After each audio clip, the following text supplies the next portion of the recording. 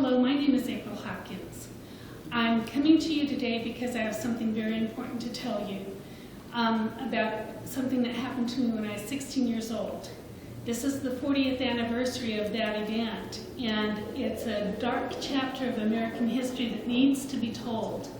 It may change the way you vote next November.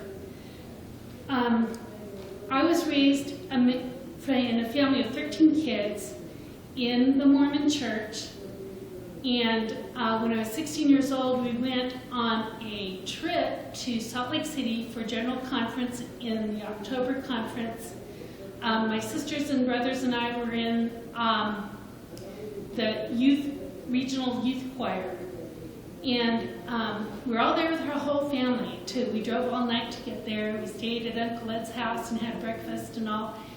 And we were in Temple Square, and my two little sisters, Priscilla and Dawn, went missing. And it was almost time for me and Wanda to get up to the tabernacle to sing. And Dad said, go find your baby sisters. So I ended up underneath the Smith Memorial Building, and I could hear my baby sisters screaming. So I followed their voices down this hall and ended up in the basement of the Salt Lake City Temple. And just as I'm getting to the entrance to where my baby sisters were, I see this man in black and red robes plunging a knife into a newborn baby's heart and cutting his heart out. Of course, I was frozen in shock until I saw my little sisters on a black altar with an upside-down crucifix behind them. And I ran in there and grabbed them up like footballs and said, these are my baby sisters and you can't have them. I don't know what they were going to do to those little sisters of mine, but I knew I had to get them out of there. And the room was filled with people. There was a whole bunch of other stuff going on that I've written in a book called Reflections of a Model Mormon Mother, almost April. I published it 2 years ago. But I've made it widespread because of fear. I refuse to be afraid anymore. It's published by Ex Libris. You can get it online. It's $14.95 for the book. I'm writing a sequel as well, and it tells the story.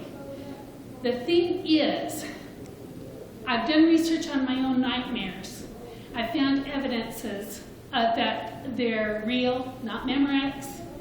And I'm not the only one who's gone through this, but I'm one of the very few who's gone through this and come out of it sane enough to connect the dots and name who they are. This includes Thomas S. Monson. He was the man that killed that baby. I know who that baby was. It was the newborn of Lois and Jack Cragen of Santa Maria, California, which is where we were from. I remember because we ended up going back and making their whole family bread and stew, because the mama was down with the loss of a baby. And anyway, these people, Thomas S. Monson, back then it was Jack Cragen, the direct primary president was named Pearl Knight. We ran with our baby sisters down that hall, bullets flying past us, somebody at the end of the hall saying, where are you girls supposed to be? And we told them. They took us up the back way, underground chamber to the tabernacle and got us up in our seats just as we're about to sing.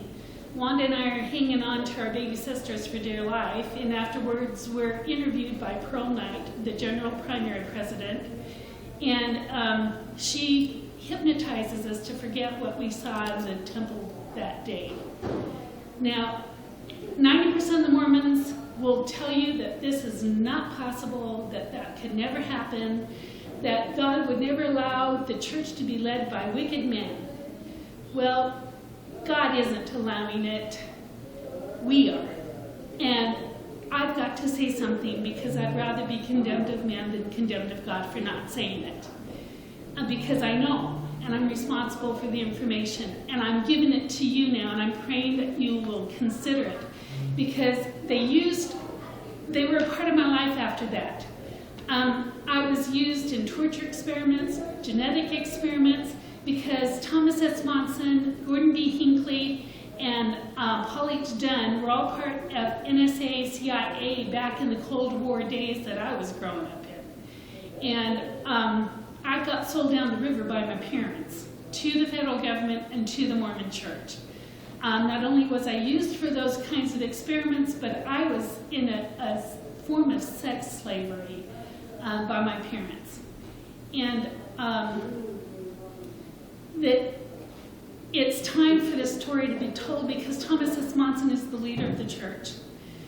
Mitt Romney is one of his subjects. And if he was brainwashed like I was, he was brainwashed to obey without question. And if these men are running the country, this country is going to be in worse trouble if you allow them to be in control of it. And that is the message I've got to get out to you today. I'm begging you to read my book. I'm begging you to research what I just said. Because, like I said, I'm not the only one who knows about this. 1992, Glenn Pace, who was the general bishop of the church, did a study on PTSD among the membership of the Mormon Church. And he found that there was a huge amount of the population who had PTSD who had never seen combat. Okay, and I guarantee you this PTSD comes from ritual abuse, which I'm a witness and a survivor of. So if you have any love for America, if you have any love for Christians everywhere, including Mormons who believe they are Christians, and they do, and to you, my Mormon brothers and sisters, please, please, please, above all else, focus on Jesus Christ. Focus on his kindness, his goodness, his love for life, his message of love. And I beg that all Christians everywhere would do that, all people everywhere. The true religion of the planet needs to be love and kindness, which is what they all taught one way or another. Everything else is man-made interpretation there to control the masses. So I'm leaving this message with you. I pray you will listen to it. I pray you will investigate it.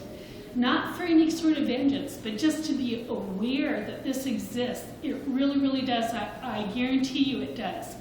If it's been going on for the last 40 years, like I suspect it has been,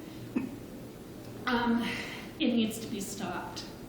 And I don't know how to do that by myself. I can't do it by myself. It just needs to be stopped. No more secrecy in the Mormon temples. It just has to be stopped. And I don't mean that in a vengeful way. I mean that in a loving way. And with hope that it would be done peacefully and that the people who are perpetrators would be held accountable. They are a sophisticated group of pedophiles who hide behind religion, who hide behind their power. I've given my book to the FBI. They've done a little bit of house cleaning, but it's not enough. And it's not enough to save this country. So I leave this testimony with you that I believe in the gospel of Jesus Christ. I believe in the power of love. I believe in the power of human beings to rise above the evil that's about them. And I also believe that even though my dad says nobody's going to worry about this message, April, because nobody cares, I guarantee you that good people in America care. It's just, continue. So I pray that you will care and that you will call your congressmen, you will call your church leaders, you will call people who can do something about this and investigate it fully, because it needs to be investigated. Proof, where's my proof? Well, I gave birth to 3 children when I was a teenager, 2 of which have Thomas S. Monson's DNA in them as well as mine. I know who they are and I know where to find them. And